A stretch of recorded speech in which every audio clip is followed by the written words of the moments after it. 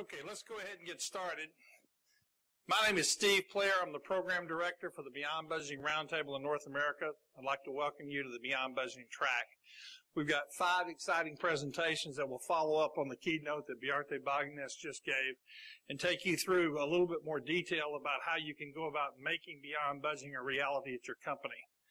My role in running the Roundtable in North America is to facilitate companies like yourself in understanding the principles and adopting them.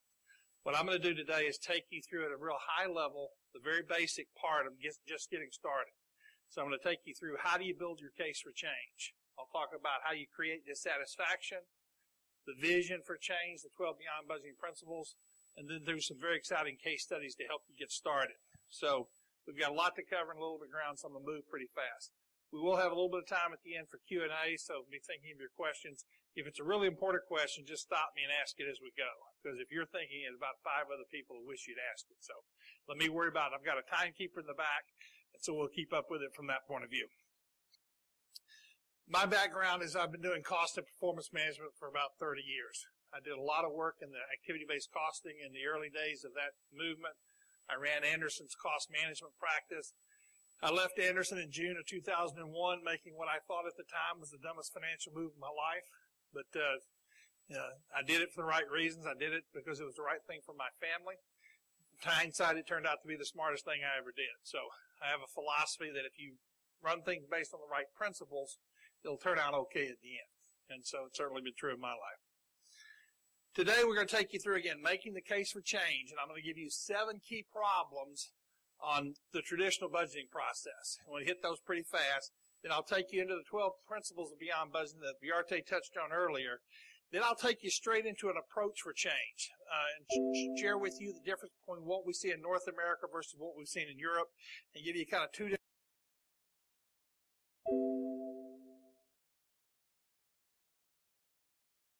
news is we found companies around the globe that have followed these same principles. Companies that have been doing it a long time, like Handelsbanken in North America here, Guardian Industries, SlimFast.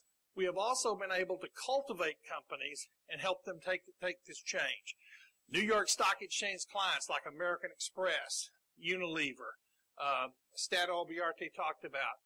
At our conference coming up on June 18th and 19th in Chicago, we'll take you through some more in-depth case studies of companies like American Century Investments, Baycare, the big healthcare provider.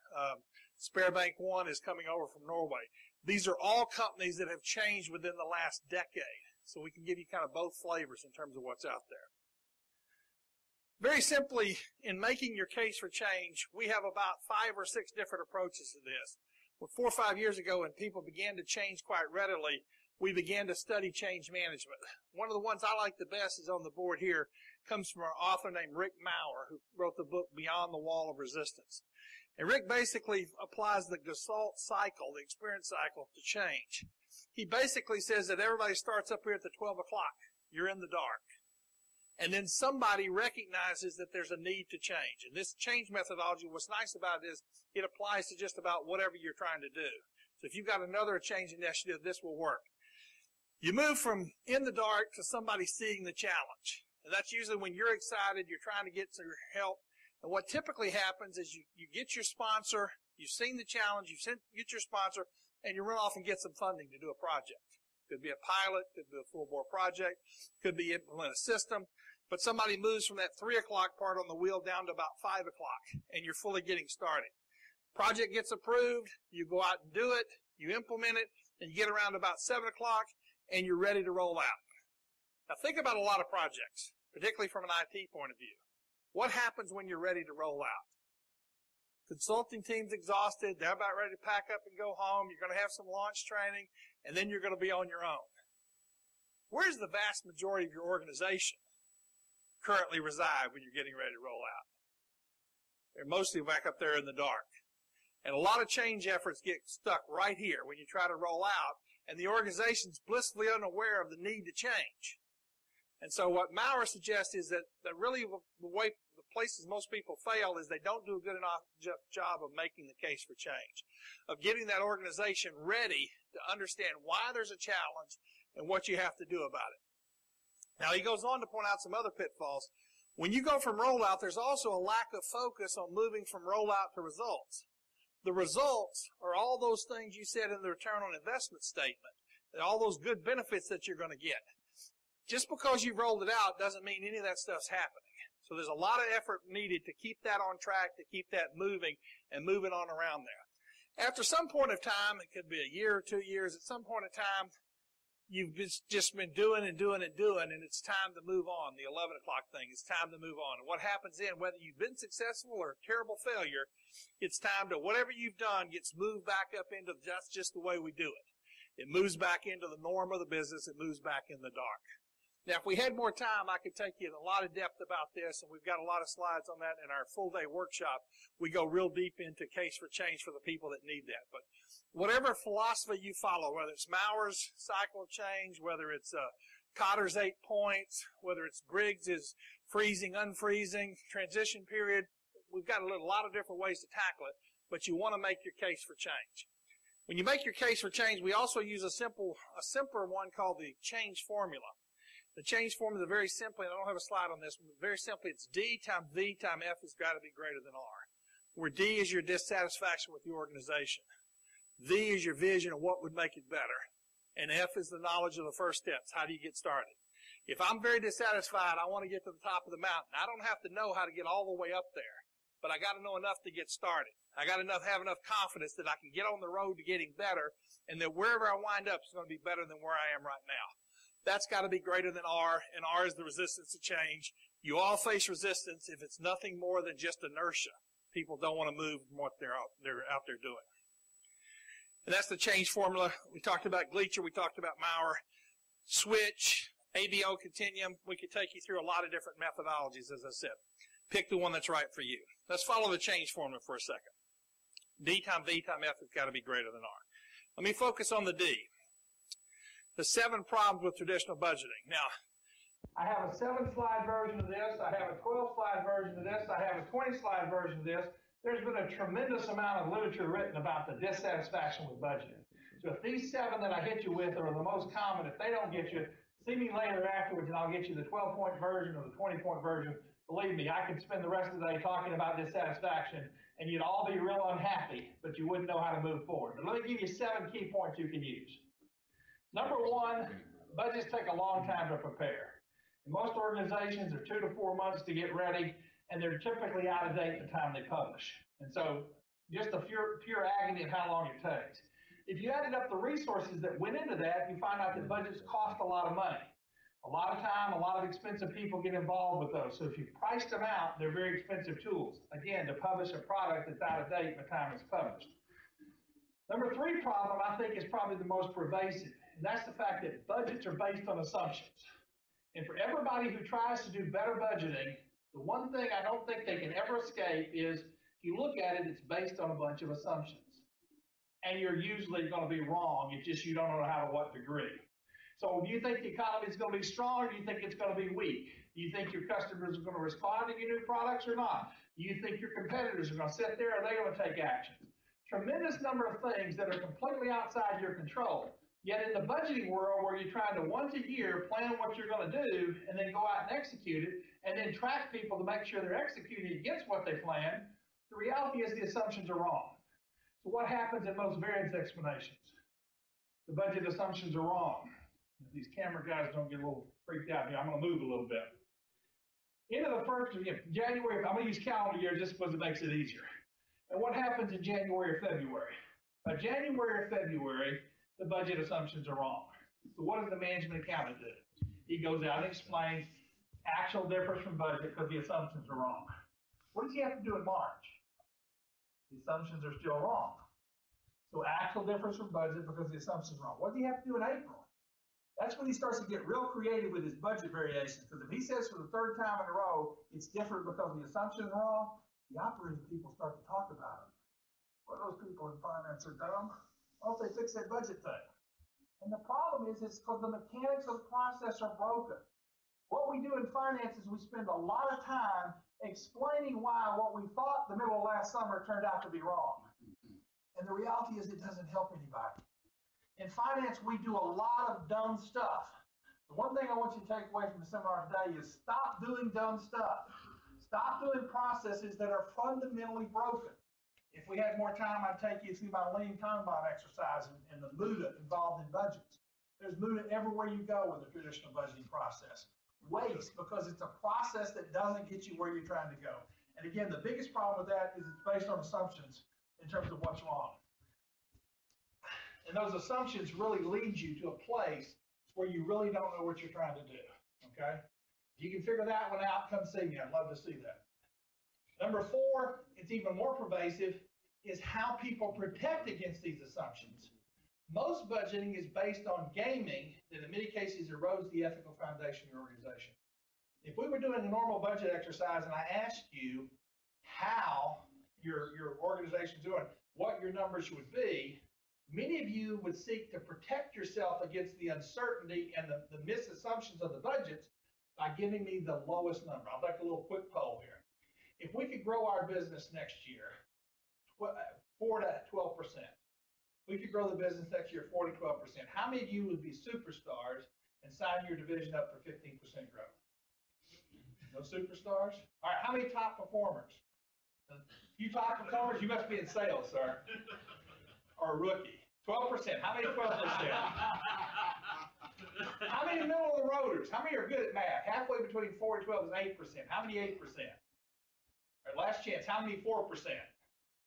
Some of you guys are not making any choices here. I did this exercise one in front of the Institute of Management Accountants. I'm in a room in Chicago, Illinois with 1,000 management accountants. That's a scary thought in and of itself. I went 15%, 12%, 8%, 4%, not a hand had gone up. Finally, out of frustration, I walked to the front of the stage and said, "What's the answer?" And a little bitty voice in the back of the room said, 3%. I said, 3%? Why is that the answer? A little bitty voice said, "Because I want to exceed expectations." And that's what budgeting, that's what this ethical gaming is. The only way to exceed expectations is to give the lowest end of the range. And then what happens is a performance collapse. Let me take you through 5, 6, and 7. It triggers unnecessary spending. People will tell me, I've got to have a budget. If I don't have my budget, people will spend like drunken sailors. And I will readily admit, I ran cost management practice for Anderson. I know a lot about cost management. And I guarantee you, budgeting is a good way to stop people from spending, particularly if your CFO is a whack-a-mole budgeter. So let me ask the question, see if your CFO is a whack-a-mole budgeter. Now, a lot of you guys are pretty young, okay?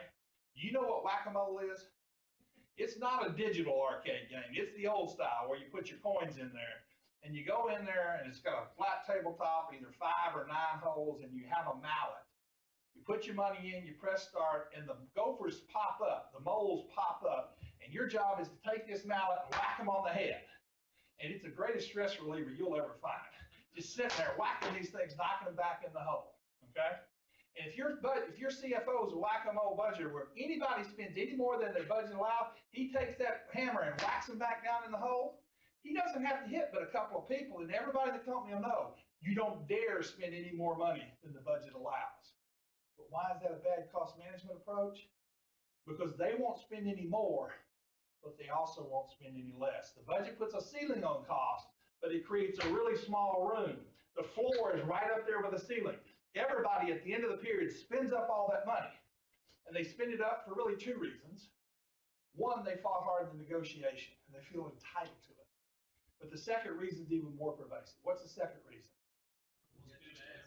Next year's budget's based on this year's actual, so if I don't spend it, I might not get it next year. So everybody's out spending up the money. And so as a cost management technique, it turns the inside out, it turns upside down. It's a really terrible method because, again, the numbers were set based on assumptions made in the past. So if you're a department and you got asked, if you're doing customer service, and all of a sudden there's a lot of new products, there's a lot of questions, and the phone's ringing off the hook, you're getting killed because you've got a lot more volume of work coming at you and you're not getting any more money. So you're struggling, trying to not have cost overruns, but what happens when you don't have the resources, your service level deteriorates. Flip side is there's another department that was supposed to launch new products.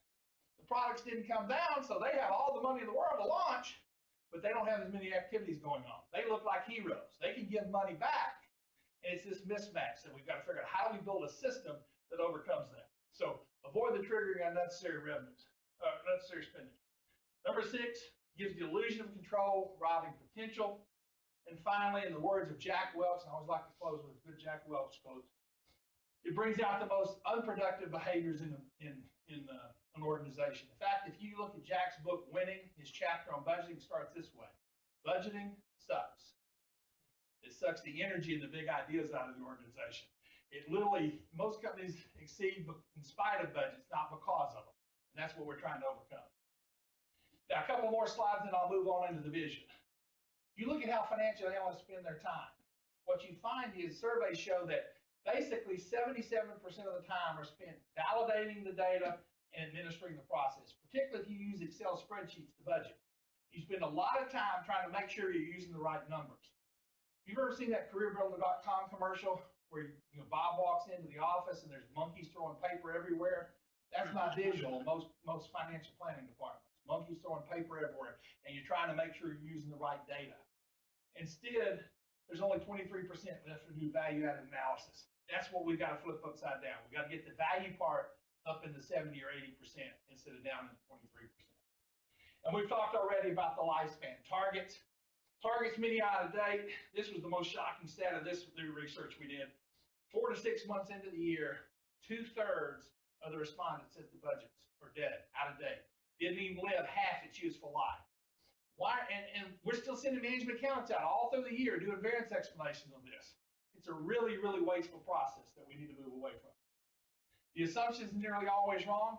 If you can get the assumptions right, it's like crystal balling. So simply tell me, what do you think the price of a barrel of oil will be 6 months from now? It's running about 105 right now. What do you think it's going to be in 6 months? Any guesses? I'll simplify the question. Will it be higher or lower? Yes, Frank gives the most common answer I get. Yes, it's going to be either higher or lower, unless in the rare case it might be the same. If you had somebody that could accurately predict any of your key commodities, oil, price of gold, currency fluctuation, if you could actually predict that, what should you do with that person?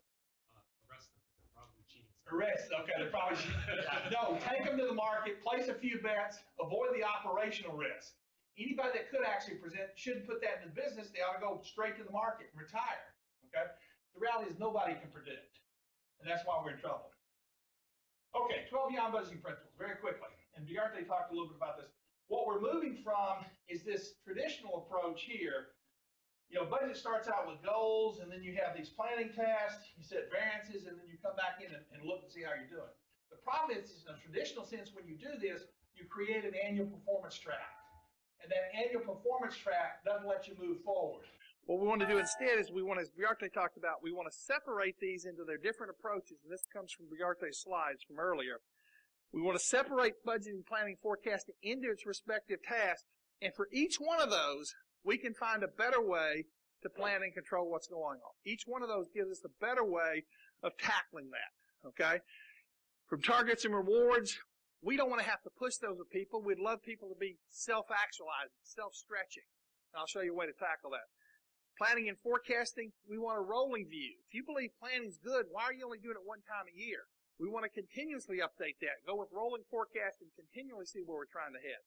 Resource allocations, I've already explained. If you do that once a year, you're going to over-allocate some resources and under-allocate others. Instead, we want dynamic resource allocation, ongoing, moving forward. Measures and controls, we want them to show us where we are constantly. If you think about it, it's much more like sailing a ship. You want to be doing it continuously, not once a year. Now, if we're sailing a ship, where's most of your finance organizations located? Some people said we're down in the bowels of the boat, keeping the engineers happy, but the engineers said they don't want us anywhere near them. Somebody said we're sitting on the hatch to keep the auditors from wandering around aimlessly. I'll submit to you, most organizations, the finance people are sitting on the back of the boat. They're on the back of the boat, staring at the wake, yelling over their shoulder to the captain. We seem to be moving about this fast and we may be turning. It doesn't matter how much IT technology you had, you cannot add a lot of strategic value staring off the back of the boat. What we've got to do is we've got to get off the back of the boat, we've got to get up there on the bridge beside the captain and start consistently looking forward at where we're trying to go. And that's the vision that we have to move to in finance. Separate and then improve, because we can do each one of those better than we've done before. Now, beyond budgeting, these 12 principles that come out of the Leader's Dilemma book, they're about changing leadership, give governance, values based on binding people together, not a central plan, govern through shared values and sound judgment, transparency, a huge piece of this thing. Transparency is the great disinfectant to the world. You want an organization to run better, make everything more transparent. Whole teams that work with accountable teams, trust, and accountability. Those leadership principles set up the process principles of change the way you set goals, rewards, planning, coordination, resources, and controls. I'll take you through some examples of this as I go through the case studies and work through the time we've got here. Planning we want to make continuous. So instead of this once-a-year process that we talked about, we want to move to a continuous process. We want a continuous rolling forecast. Most of you have forecasts, but what your forecasts are basically my forecast. If I'm 3 months into the year, I forecast 9 months. If I'm 6 months into the year, I forecast 6 months. If I'm 3 months into the year, I forecast, if I'm 9 months into the year, I forecast 3 months. It's as if you're forecasting to the wall.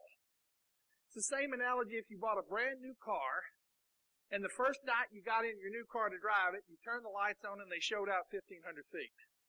But when you put the car in drive, a funny thing happened. Now all of a sudden the lights only show 1,200 feet, 1,000 feet, 600 feet, 400 feet, 200 feet, and almost at the point of total darkness, the lights popped out another 1,500 feet. Now, would you buy a car that had that kind of lighting system? Yet most of you run a finance organization that has that kind of forecasting system, where you go into almost total darkness. But it's worse than that. Not only are you going into diminished visibility, the view you have is not the truth. It's distorted.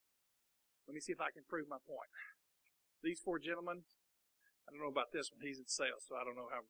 These four gentlemen are heads of our divisions, okay? We went through a laborious budgeting process. They've all signed up for targets. I'm now coming around to do my first quarter forecast. Paul, are you going to hit your number? No. What happens if anybody says no? I need to get him some help from corporate, okay?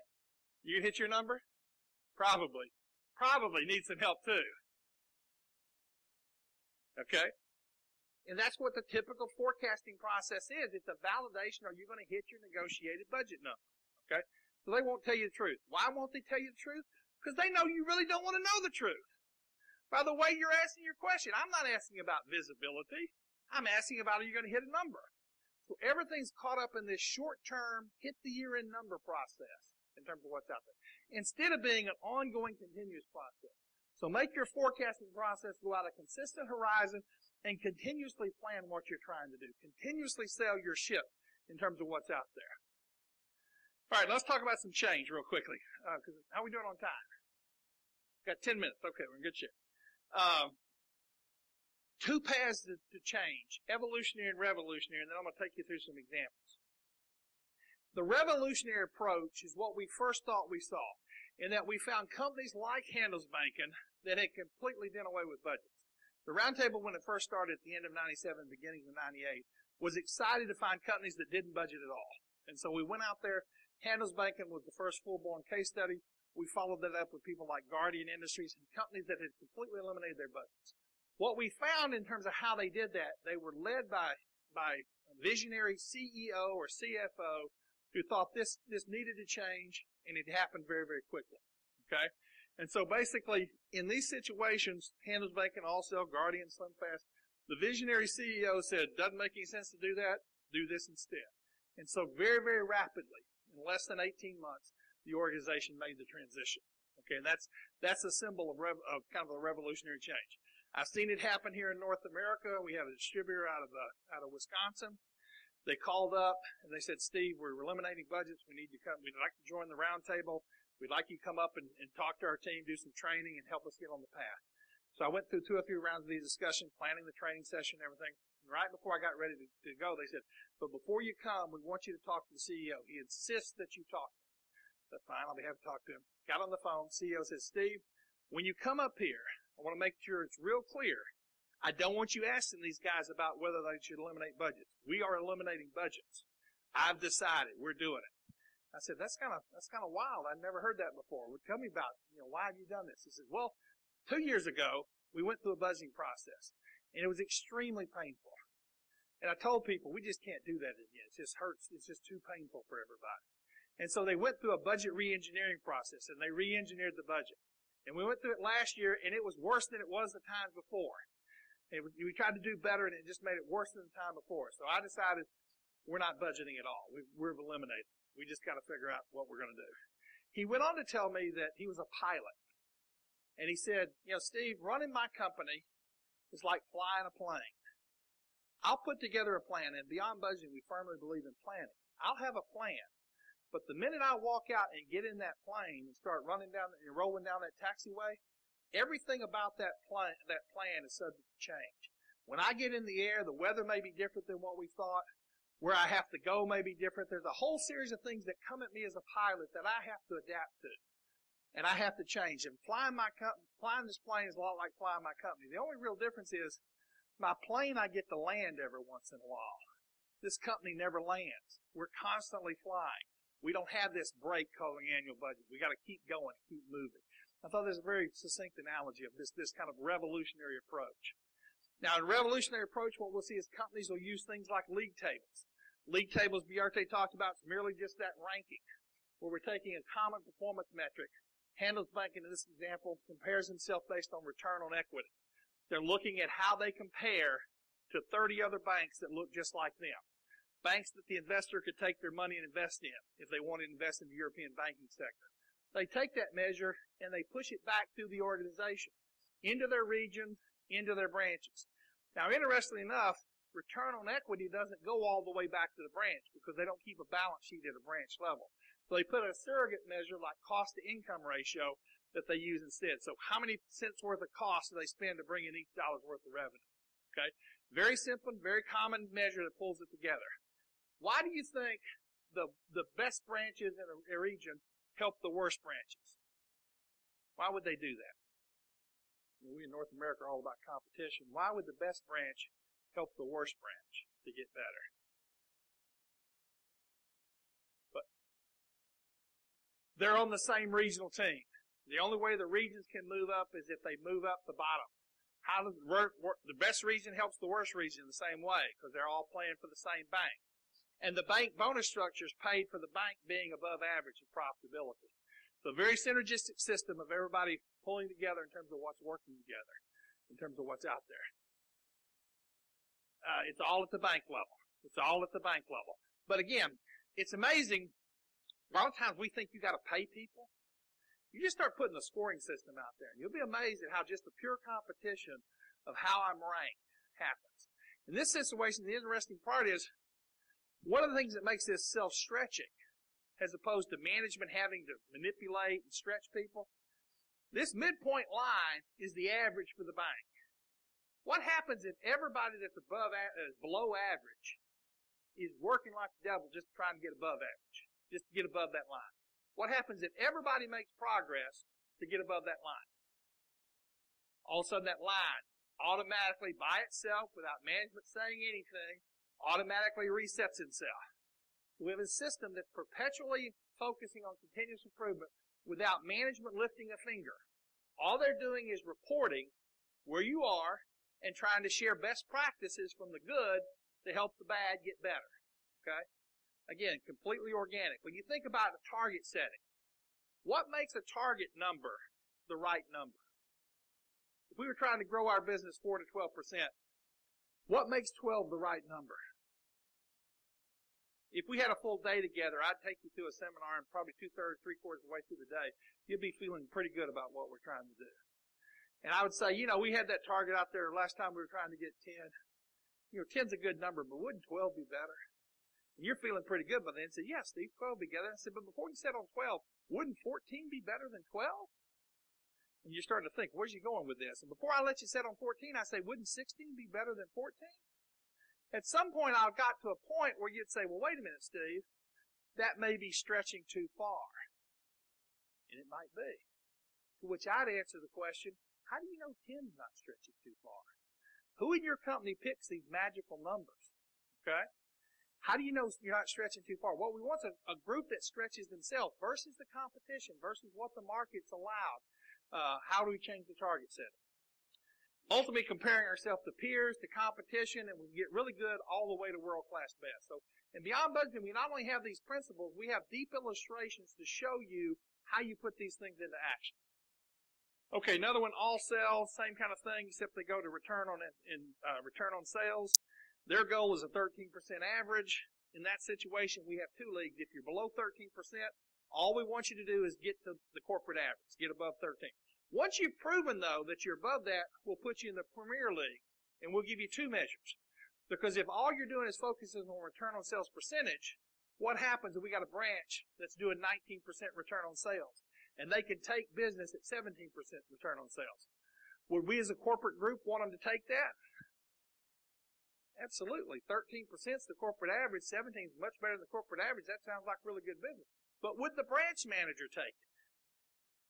No, he don't want to take it because it's diluted. 17 is going to pull 19 down. So we give him the second measure that says start looking at growth in profit dollars.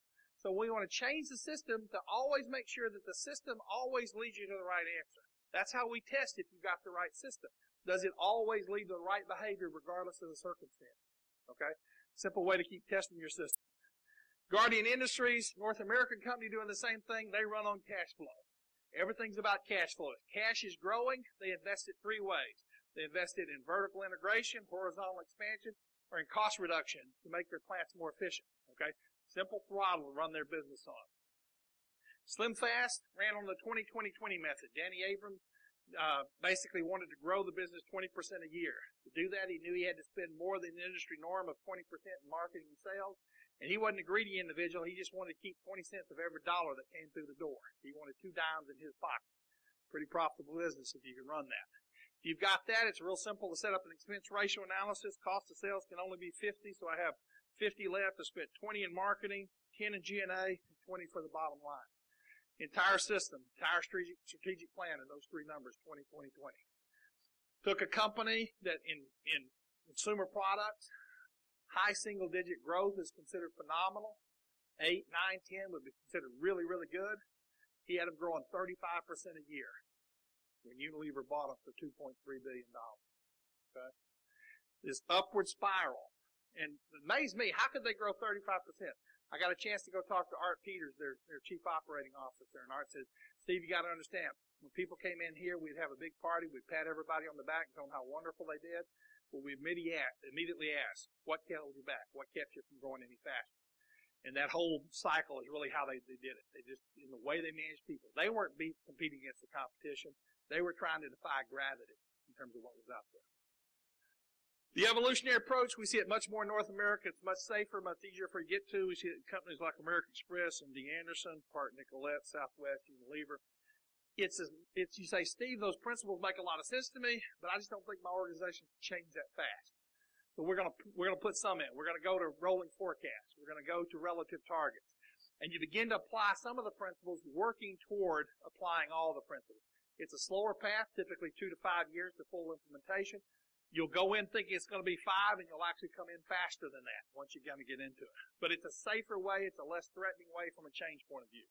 Unilever, very simply, they go from this multi-level plan, from plan-based to target-based through decoupling to continuous to ultimately adaptive by relative targets. Unilever is trying to change 200 operating companies operating in 140 countries around the globe.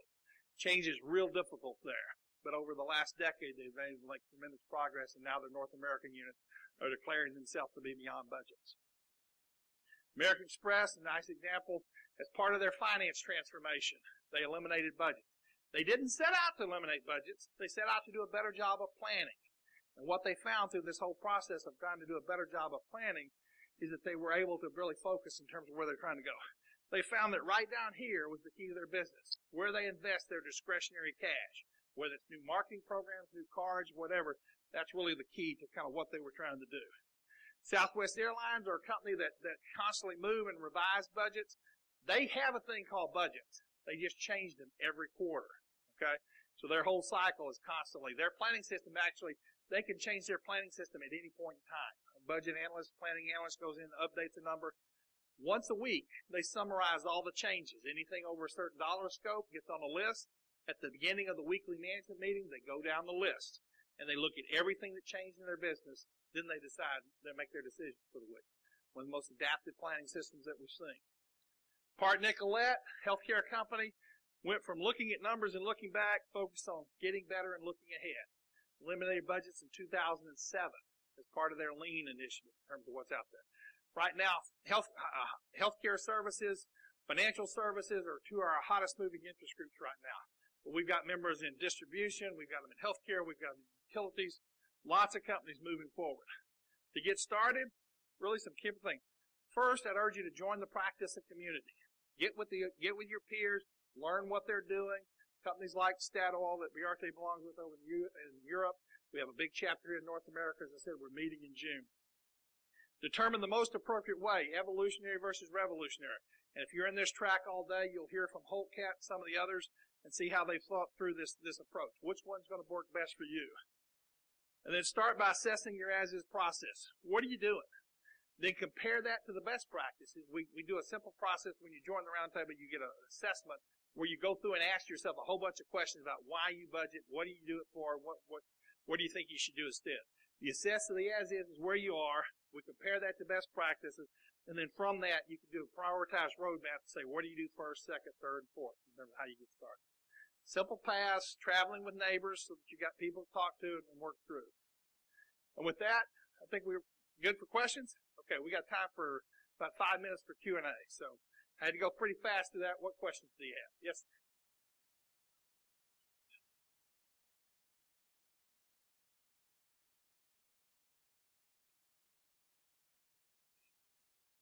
There's some research articles published in Business Finance Magazine that's quoted. There's also a white paper from the American Productivity and Quality Center, the APQC out of Houston, which was our research partner when we did that research. If you'll give me your card and write that on the back of it, I can connect you with Mary Driscoll, who's the senior fellow with the APQC. Yes.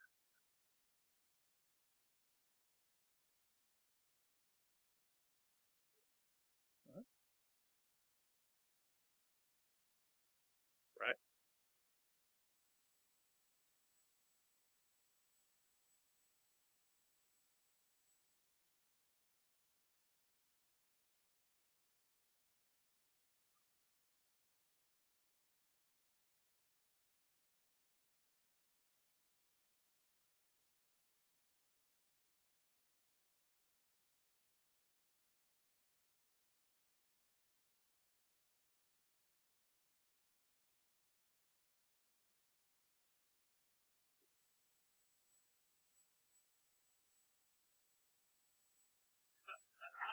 Let me suggest a slightly better process. Okay. Let me be devil's advocate with you, okay? Would they be better off if they knew their information more timely? Would they be better off if the rate was too high or too low, knowing about that on a more frequent basis than once a year? Would they be better off from a capital point of view with a longer horizon so they could plan other than in 12-month increments? And if any of the answers to those three questions are yes, could you shift to a situation where I'm doing a quarterly rolling forecast process and I'm looking out 15 months, and basically at the end of every 3 months, I'm settling. Okay, I'm settling what I actually do. I'm doing a run rate. I'm charging out whatever I have to charge. But if I'm running hot or cold, based on what we anticipate is going to happen in the next 15 months, I know the tax has got to go up a little bit or it can drop down a little bit. Okay, so say this is what I paid for this was my rate for the first quarter. Based on everything that's happened, does it look like that's running hot, cold, or right on track? Okay? And so I'm always looking out a consistent rolling horizon, and every time, I'm always got, everything you think you have with a budget, just shift it to a rolling forecast, where you're never trying to do this big spike effort, but just constantly looking at the things coming at you, and based on the things coming at you, saying, what needs to happen to the rate in the next 3 months, and in the next. I've got a forecast of the rate for the next 12 or 15 months, but I'm always looking, I'm always reporting. If I'm running hot or cold, I'm settling it immediately rather than having this big spike at the end of the period.